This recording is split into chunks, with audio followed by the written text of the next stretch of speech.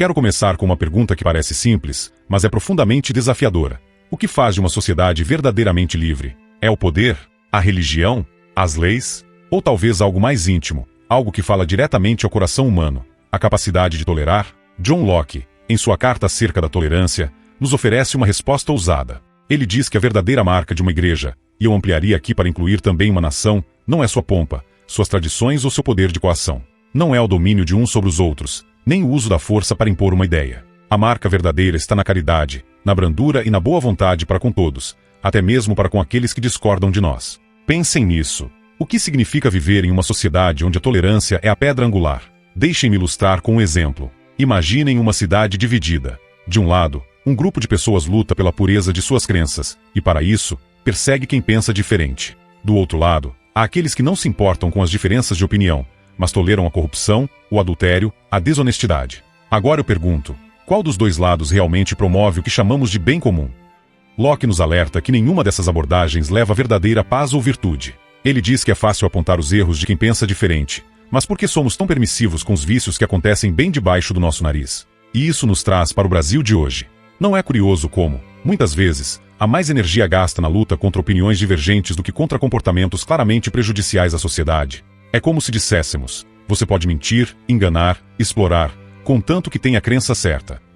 Mas será que essa é a base de uma sociedade justa? Será que é assim que construímos um país onde todos têm a chance de viver com dignidade? Se queremos salvar almas, ou, em termos modernos, construir uma sociedade moral, devemos começar por nós mesmos. É fácil exigir mudança dos outros, mas difícil encarar nossos próprios vícios. É por isso que Locke afirma que o cristianismo verdadeiro, e aqui podemos expandir para qualquer sistema ético, começa com a humildade de enfrentar o próprio orgulho e luxúria antes de impor algo aos outros. E aqui entra a lição mais prática. Locke aponta que o uso da força, seja pela igreja, pelo Estado ou por qualquer instituição, para converter ou corrigir as pessoas, não apenas falha, mas destrói a essência do que é ser humano.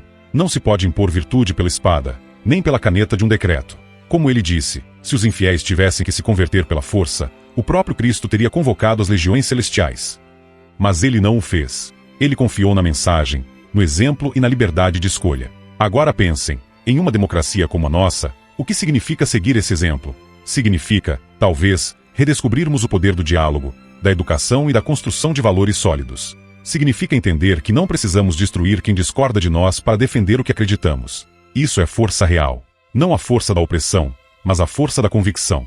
Locke viveu num período em que a religião e o poder político estavam intimamente ligados, e isso causava guerras, perseguições e um controle quase total sobre a vida das pessoas. Para ele, isso era um desvio total do propósito do cristianismo. Ele dizia, a verdadeira religião não foi feita para a pompa exterior, nem para o domínio eclesiástico, mas para regular a vida dos homens segundo a virtude e a piedade. E aqui faço a pergunta a vocês, quantos de nós não estamos, ainda hoje, trocando a essência por aparências? Em nossa sociedade, com tantos debates e divisões, será que estamos nos esforçando para viver de acordo com os valores que defendemos? O filósofo não apenas argumentava em prol da separação entre o poder civil e a religião, ele o fazia com a intenção de preservar a liberdade individual. Para ele, essa separação era não apenas lógica, mas necessária para garantir uma sociedade justa. Vamos explorar isso em detalhes, conectando suas ideias ao nosso contexto atual. Locke defendia que o poder civil deve se limitar à proteção dos bens civis, a vida, a liberdade, a propriedade e a justiça. O magistrado, como ele chamou o representante do poder civil, não tem jurisdição sobre a alma. Pensemos nisso em termos práticos. O governo pode obrigar você a seguir uma lei de trânsito ou pagar impostos, mas ele não pode forçar você a amar, acreditar ou mudar uma convicção profundamente enraizada. Por quê? Porque crenças são fruto de uma reflexão interior, não de coerção. Vejam o exemplo da história do Brasil durante o período colonial. Naquela época, a religião oficial era imposta pelo Estado. Não havia espaço para a liberdade religiosa.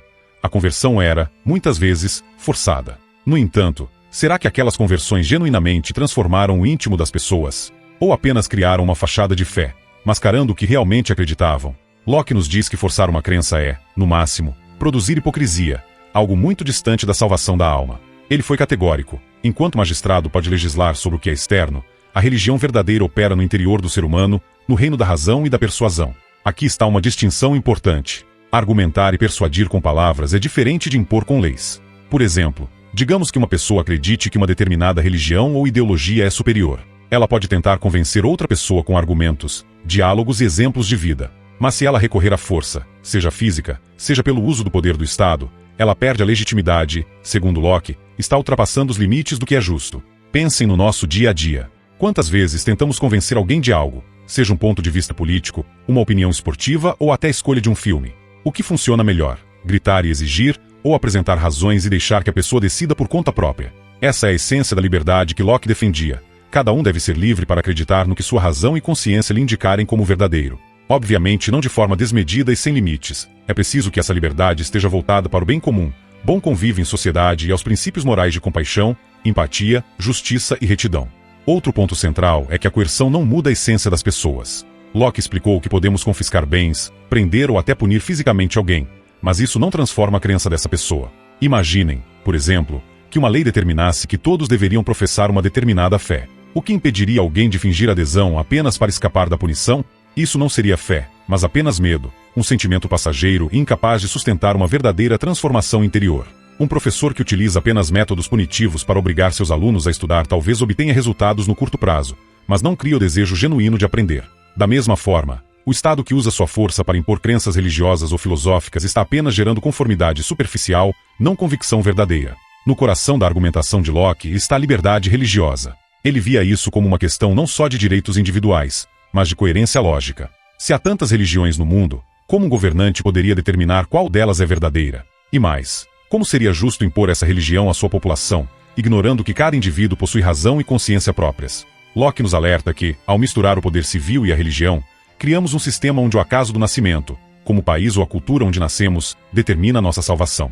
Isso seria irracional e contrário à própria ideia de um Deus justo. É fácil percebermos como essas ideias continuam relevantes. Vivemos em uma sociedade diversa, com múltiplas crenças e opiniões. Alguns de vocês podem ter um vizinho que frequenta uma igreja diferente, ou um colega que não segue religião nenhuma. Imaginem se o governo decidisse privilegiar uma dessas crenças em detrimento das outras. Isso não geraria apenas divisões, mas também uma sensação de injustiça e exclusão, contrária aos princípios que Locke defendia. Portanto, ao discutirmos sobre o papel do Estado, especialmente em uma nação tão diversa quanto a nossa, é crucial lembrarmos que o poder civil existe para proteger o que é comum a todos, nossa vida, liberdade e propriedade, enquanto as questões de fé e salvação pertencem exclusivamente ao indivíduo.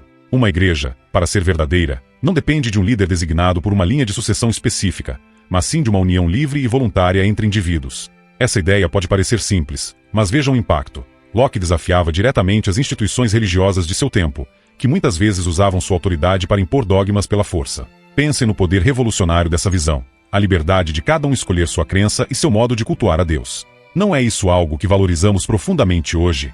Permitam-me dar um exemplo prático, algo que talvez ressoe mais com nossa realidade. Imaginem um clube esportivo. Vocês se associam porque acreditam nos valores e na proposta daquela comunidade, certo? Vocês pagam mensalidade, participam dos eventos, seguem as regras. Mas ninguém os força a permanecer ali. Se amanhã vocês decidirem que outro clube representa melhor seus interesses, estão livres para mudar. Agora pensem, por que seria diferente com as igrejas? Por que deveríamos aceitar que alguém nos diga que apenas uma denominação ou doutrina tem a chave da salvação?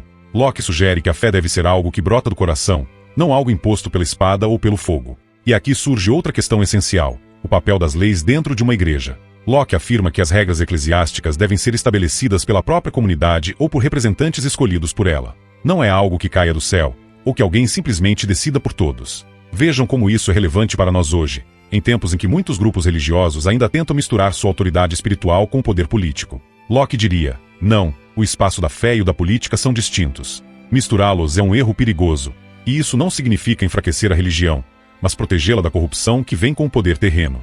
Agora, pense no que Locke fala sobre a exclusão de membros de uma igreja. Ele diz que, se alguém não segue as regras de uma comunidade, essa pessoa pode ser retirada, mas com respeito, sem prejudicar sua integridade física ou seus bens. Vejam que ideia avançada para o século XVII. Ele separa claramente o que é do magistrado civil, as leis e a força, e o que é da igreja, a fé e a comunidade. Essa distinção é crucial para evitar abusos. E, por fim, Locke nos alerta contra os gritos de a igreja, que muitas vezes são usados para mascarar interesses políticos ou pessoais. Ele nos convida a refletir, o que é essencial para a salvação?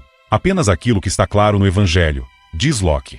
Tudo mais, os adornos, os rituais, as tradições, são invenções humanas, que não deveriam ser usadas como armas para excluir ou perseguir. Essa visão de Locke é um chamado à humildade e à tolerância. Em um país como o nosso, onde as diferenças religiosas e políticas muitas vezes se tornam fonte de divisão, talvez devêssemos nos perguntar, Estamos dispostos a seguir esse caminho? Estamos prontos para respeitar a liberdade de crença do outro, mesmo quando discordamos profundamente? Locke nos faz uma provocação clara. A religião não é, e jamais deveria ser, instrumento de coerção ou perseguição. Pelo contrário, é um campo que deveria florescer no solo fértil da liberdade e da tolerância. Vamos traduzir isso para uma linguagem prática. Você tem um vizinho que segue uma fé diferente da sua, ou talvez nenhuma fé. Esse vizinho cuida da sua família, paga seus impostos, trabalha duro. Qual é a ameaça que ele representa para você, para sua vida ou para sua crença? Absolutamente nenhuma. Mas, na história da humanidade, quantos conflitos, perseguições e guerras foram alimentados exatamente por essa incapacidade de respeitar o direito do outro de acreditar no que quiser? Locke argumenta que as igrejas, assim como os indivíduos, devem viver em harmonia, respeitando-se mutuamente. Ele nos dá um exemplo poderoso: Constantinopla, onde diferentes igrejas cristãs brigavam entre si enquanto os turcos, que dominavam a região, observavam de longe, se divertindo com a insensatez dos cristãos que perseguiam seus próprios irmãos de fé. A ironia é quase dolorosa. Será que somos tão míopes a ponto de nos autodestruirmos enquanto inimigos externos assistem com prazer? E aqui entra uma reflexão para nós, brasileiros, em um contexto político e social onde a polarização é crescente. Quantas vezes rotulamos alguém como inimigo simplesmente porque ele não pensa como nós? Quantas vezes usamos a fé ou a ideologia como armas, em vez de como pontes para o diálogo?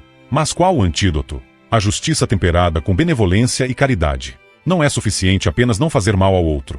É preciso estender a mão, reconhecer nele um companheiro de jornada, mesmo que suas convicções sejam diferentes das nossas. A caridade cristã, que tantos professam, não é um conceito abstrato. Ela se manifesta no respeito ao próximo, no compromisso com a paz e na recusa de impor nossa vontade sobre os outros. Vamos pensar além da religião. Isso vale também para o papel do Estado. Locke nos lembra que o poder civil não deve jamais ser usado para beneficiar uma religião em detrimento de outra. O Estado, meus amigos, é como o árbitro de um jogo. Seu papel não é marcar gols, mas garantir que as regras sejam justas e que todos os jogadores tenham igualdade de condições. Quando o árbitro começa a jogar, o jogo deixa de ser justo. Um exemplo prático disso está na ideia de Locke sobre a espada e o fogo. Ele condena a tentativa de converter alguém pela força ou pela intimidação. Pensem nas redes sociais hoje. Quantos tentam converter outras pessoas às suas ideias políticas ou religiosas por meio de ataques, humilhações públicas ou cancelamentos? Essa não é uma maneira eficaz de promover a verdade. A verdade, como diz Locke, deve ser defendida com argumentos racionais, acompanhados de humanidade e benevolência. Essa pressão social para a conformidade, que Locke observava em sua época, não é algo distante. Ela acontece aqui, no nosso bairro, na nossa realidade. E o mais interessante é que essa imposição, seja pela força do Estado ou pela força do grupo social, não transforma ninguém em um crente verdadeiro. Só gera medo, ressentimento e, muitas vezes, hipocrisia. Será que é papel do Estado ou de qualquer grupo forçar o coração e a mente de alguém a acreditar em algo? Ele usa uma metáfora poderosa. De que adianta forçar alguém a tomar o remédio da fé, se isso não curará a alma? Assim como o Estado não pode obrigar ninguém a ser saudável ou a enriquecer, também não pode legislar a salvação espiritual. E vejam como isso se aplica hoje. Pensem nas discussões sobre políticas públicas que envolvem religião. Muitas vezes, vemos um desejo de impor valores morais específicos como se fossem universais. Mas quem tem o direito de decidir isso? Será que deveríamos transformar o Estado em um personal trainer da alma, exigindo que cada um siga um único roteiro para a vida espiritual? E por que isso é tão importante para nós, que vivemos em um país onde a mistura entre religião e política é frequentemente uma zona cinzenta? Porque a verdadeira fé e a verdadeira liberdade só existem onde há espaço para escolhas autênticas. Não é a espada, nem a lei, nem a opinião pública que garantem a salvação ou o sentido de justiça. É a liberdade de cada indivíduo de ouvir sua própria consciência e, a partir daí, tomar suas decisões. Pensem nisso. Em vez de tentarmos forçar os outros a seguir o que consideramos o único caminho correto, que tal confiarmos na força das ideias e na beleza da verdade para conquistá-los? Locke acreditava na persuasão pela razão, não pela violência ou coerção. Será que estamos fazendo isso em nossas vidas, em nossas conversas, em nossas ações políticas? Pensem num agricultor que trabalha duro na terra. Ele sabe que a colheita depende do tipo de solo, da semente e do cuidado diário. Forçá-lo a plantar uma semente que ele não acredita ser fértil é o mesmo que obrigar uma pessoa a seguir uma religião na qual não tem fé. O resultado será o mesmo: um campo vazio, sem frutos. A espiritualidade forçada é como uma terra árida, incapaz de dar vida. Ao indivíduo escolher a forma de cultuar a Deus, baseando-se em sua consciência e entendimento. Forçá-lo a agir contra essa convicção seria desrespeitar tanto o homem quanto o próprio Deus. E isso é revolucionário. Pensem bem, ele está nos dizendo que o magistrado, que representa o Estado, deve limitar-se aos assuntos civis e não interferir no que é sagrado para cada pessoa. Será que isso significa que Locke é contra a ordem e o respeito às leis? Não. Pelo contrário, Ele acredita que as igrejas e as sociedades religiosas, ao se organizarem livremente, contribuem para a edificação mútua e para o bem público, desde que não imponham suas práticas a outros. Aqui está o equilíbrio, liberdade com responsabilidade. Vejam o contraste que Locke faz entre coisas indiferentes e coisas essenciais. Ele nos lembra que certos elementos, como o pão e o vinho na comunhão, só têm significado dentro de um contexto religioso. Se um magistrado tentasse transformar esses elementos em algo obrigatório para todos, o que aconteceria? Perderíamos o valor espiritual e ganharíamos apenas uma prática vazia. O mesmo vale para outras práticas que não têm base divina, mas são introduzidas por autoridade humana. Não é isso que vemos em tantas culturas que se perdem em ritos desprovidos de sentido? Assim, a liberdade religiosa é essencial para a construção de uma sociedade justa e harmoniosa. Quando as pessoas são livres para buscar a Deus em suas próprias convicções, elas não apenas se aproximam da verdade, mas também fortalecem os laços sociais, testemunhando valores de respeito e dignidade. Agora pergunto a vocês, o que acontece quando essa liberdade é negada? É aí que começam os conflitos, as divisões e, muitas vezes, as perseguições. Locke nos ensina que a solução para isso é clara: separar os domínios do Estado e da religião, respeitar as diferenças e, acima de tudo, proteger a liberdade de consciência. É fácil entender por que isso é tão relevante nos dias de hoje.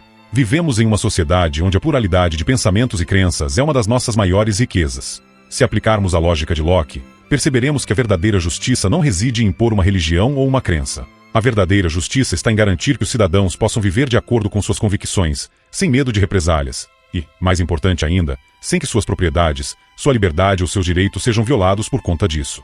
Parece simples, certo? Mas é exatamente isso que muitas vezes esquecemos. Quando um governo mistura suas funções religiosas e civis, ele ameaça a própria base da liberdade. A liberdade de culto, de pensamento e de expressão não podem ser colocadas em segundo plano diante de qualquer agenda política ou religiosa. A história nos mostra como o poder religioso pode ser usado como uma ferramenta de opressão, como foi o caso das expoliações feitas em nome da pureza religiosa, que Locke descreve em seu ensaio. E o mais impressionante é que esse tipo de abuso não é restrito a um período histórico, ele ainda ocorre em muitas partes do mundo. Em um mundo cada vez mais interconectado e tumultuado, onde o poder do governo parece se expandir em todos os aspectos da vida humana, a obra de Locke se apresenta como uma verdadeira bússola, guiando-nos na busca por um equilíbrio entre a liberdade individual e a autoridade pública. Agora, ao falarmos de liberdade, é crucial entender que ela não é um conceito isolado.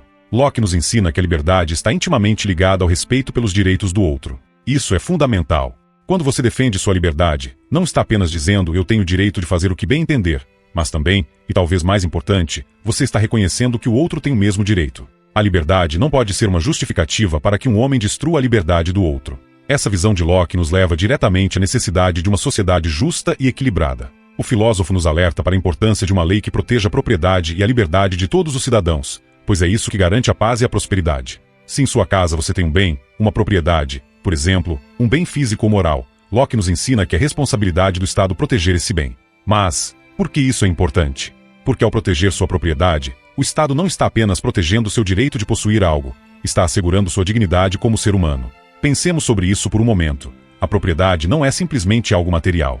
Quando falamos de propriedade, estamos falando também da liberdade de buscar um futuro melhor, de criar algo significativo. E quando essa liberdade é violada, quando as pessoas são privadas de seus bens ou direitos por motivos injustos, o tecido da sociedade começa a se desgastar. O governo, a sociedade, a lei, nada disso deve interferir no domínio das crenças pessoais, pois elas não têm impacto sobre a convivência civil a menos que as ações de alguém prejudiquem outro. Aqui, Locke nos lembra da importância da liberdade de consciência, um direito inalienável. No entanto, o que vemos em muitas sociedades contemporâneas é justamente o oposto, uma crescente tentativa de centralização de poder, onde o Estado quer regular não apenas nossas ações, mas até nossos pensamentos e crenças. E, como Locke nos alerta, quando isso acontece, começamos a nos distanciar de uma sociedade de liberdade para uma de dominação. Mas, ao mesmo tempo, é importante lembrar que, em questões que envolvem a coletividade, como a segurança pública e a defesa dos bens e direitos, o Estado deve exercer sua autoridade para garantir que a ordem seja preservada. Não é coincidência que muitos de nós, aqui hoje, possamos nos identificar com o que Locke disse sobre a corrupção do poder. O autor se opôs à ideia de um governo absoluto, onde a autoridade não serve ao povo, mas apenas a si mesma. Ele nos ensina a não nos acomodarmos, a questionarmos as estruturas de poder quando elas não servem ao bem comum. Por isso, ao refletirmos sobre essas ideias, eu os convido a se questionarem: como as nossas ações hoje influenciam a sociedade de amanhã? Estamos criando um ambiente onde o Estado, com toda a sua força, nos protege, mas também respeita nossas liberdades individuais? Estamos nos afastando da tentação de usar a autoridade de forma excessiva ou até manipulativa? Essas questões são fundamentais, pois, em última análise, estamos todos imersos na mesma sociedade, em que o equilíbrio entre as liberdades individuais e o papel do governo precisa ser constantemente reavaliado. O que Locke nos propõe, acima de tudo, é um pacto baseado na razão, no respeito mútuo e no compromisso com a paz social. E, para nós, cabe decidir, a cada dia, como interpretar e aplicar esses princípios na vida cotidiana. Vamos considerar por um momento que a sociedade em que vivemos é composta por indivíduos com diversas crenças, valores e interesses. E isso, meus amigos, é natural. Afinal, o que é uma sociedade se não um conjunto de pessoas que, apesar das diferenças, conseguem viver juntas, com suas disputas, mas também com seus acordos? Mas, o que aconteceria se o Estado, seja em nome de uma religião ou de qualquer outra ideologia, começasse a se envolver nas questões que são privadas, que pertencem apenas ao indivíduo? O filósofo John Locke, ao qual devemos grande parte da nossa compreensão moderna sobre a liberdade e o papel do Estado, nos apresenta um ponto crucial para refletirmos: a liberdade de consciência e a liberdade de associação. Ele nos alerta contra a tentação de se interferir nas práticas religiosas das pessoas, uma vez que a coerção nesse campo não leva à harmonia, mas sim ao conflito. O Estado não existe para que as pessoas se submetam, pelo contrário, o interesse do povo que deve nortear o Estado. Por isso, qualquer caminho que um governante adote de forma a suprimir a vontade legítima de seu cidadão, é por si só um governo tirânico independente de preservar ou não as bases democráticas. O governo não deve impor aos seus cidadãos vigilância, invasão de privacidade e quebras mascaradas de sigilos bancários sem um mandado judicial, e ainda assim, estamos presenciando isso acontecendo em todo o país. Antes, para se ter acesso a uma movimentação bancária, o Estado precisava solicitar judicialmente diante de uma fundada suspeita de violações legais. Atualmente, entre as instituições bancárias e Receita Federal, somos vigiados em tempo real. Nossas informações fiscais estão desprotegidas pelo próprio ente que deveria garantir a ampla defesa e contraditório e o devido processo legal. Da mesma forma, estamos com a migração e rastreio de movimentação bancárias através do Pix e uso do cartão de crédito e da nova moeda digital do país. O debate na sociedade sobre segurança pública tem sido cada vez mais midiático e unilateral. Há uma falsa participação democrática, uma vez que o Judiciário passa por cima das leis editadas pelo Congresso e Executivo, e o Congresso e o Executivo têm padecido de vícios legislativos insanáveis diante de debate envoltos em um circo de corrupção, tráfico de influência e favorecimentos financeiros e partidários, estando em último caso o interesse do povo. O Estado não deve ter poder sobre a religião das pessoas, e que a diversidade de crenças e opiniões, longe de ser uma ameaça, é uma riqueza. No entanto, isso só seria possível se, e apenas se, as leis fossem aplicadas de maneira justa a todos, sem favorecimentos ou discriminações. O que Locke propõe não é um mundo sem normas ou leis, mas um mundo onde a lei é, antes de tudo, justa. A justiça, segundo ele, é o princípio que deve nortear a vida pública. Não há espaço para um Estado que oprime ou discrimina um grupo em nome de uma visão religiosa ou política. O que vemos em sua obra é um alerta contra a tirania da maioria ou a imposição de uma verdade sobre a liberdade do indivíduo. Esse pensamento, meus amigos, não é só uma abstração de filósofo, é uma proposta prática de como devemos interagir com os outros em uma sociedade plural. Quantas vezes não ouvimos falar de pessoas que são perseguidas por suas crenças? Não apenas religiosas, mas também políticas. Em uma democracia saudável, todas as opiniões devem ser respeitadas, desde que não atentem contra a paz pública. E isso, no final das contas, é o que Locke também nos ensina. A convivência pacífica é a maior virtude de uma sociedade livre. Ele está nos dizendo que as diferenças, quando tratadas com respeito, não criam divisão, mas sim a base para uma convivência rica e produtiva. E quando o Estado interfere nas crenças, nas práticas e até nas associações dos cidadãos, ele cria um ambiente de insegurança e opressão. Agora, você pode se perguntar, mas o que isso tudo tem a ver com o meu dia a dia? A resposta é simples. Em uma sociedade onde a liberdade de expressão e de crença é respeitada, todos ganham. Cada um de nós, independentemente da religião, da ideologia política ou da classe social, pode se expressar livremente. O mercado de ideias se torna mais forte, a convivência social se torna mais harmoniosa, e ao fim e ao cabo, o próprio Estado se fortalece, porque, ao invés de dividir, ele promove a unidade. Quando o Estado interfere nas crenças e nas associações das pessoas, ele não apenas viola a liberdade individual, mas enfraquece a própria sociedade. A verdadeira força de um Estado está na sua capacidade de permitir que seus cidadãos se associem livremente, de expressarem suas crenças sem medo de represálias. E a isso, amigos, podemos chamar de verdadeiro progresso social. O pensamento de Locke nos desafia a olhar para a nossa sociedade de uma maneira mais profunda e questionar: estamos realmente vivendo em uma comunidade que respeita a liberdade de seus cidadãos, ou estamos, de alguma forma, permitindo que nossas crenças sejam usadas para dividir mais do que unir? O debate é atual, e é algo que todos nós devemos refletir. Tentamos trazer este ensaio de Locke para tentar trabalhar a base das liberdades individuais. Embora a discussão seja mais em torno da liberdade religiosa, podemos perceber que o tema se desdobrar também nas libertadores de expressão, opinião, crenças, privacidade, proteções contra confisco do Estado e muitos outros direitos fundamentais. Acredito que se chegou até aqui, recebeu um conteúdo completo para ajudar você a refletir sobre nossa Constituição e as atitudes de nossos governantes. Meu muito obrigado, e continue conosco no canal. Você pode assistir a mais vídeos reflexivos sobre o viver bem e conceitos filosóficos importantes para construir uma sociedade de valores sólidos.